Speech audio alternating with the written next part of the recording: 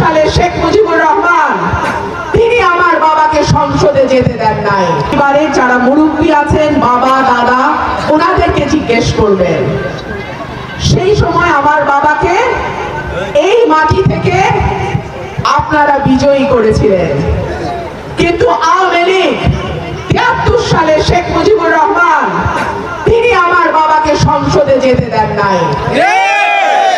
সেই কারণে ঢাকায় আমার জন্ম এবং বেড়ে ওঠা সত্ত্বেও আমি সিদ্ধান্ত নিয়েছি ২০১৬ সালে আমি ব্রাহ্মণবাড়িয়ার সন্তান, আমি ব্রাহ্মণবাড়িয়া থেকেই নির্বাচন করব।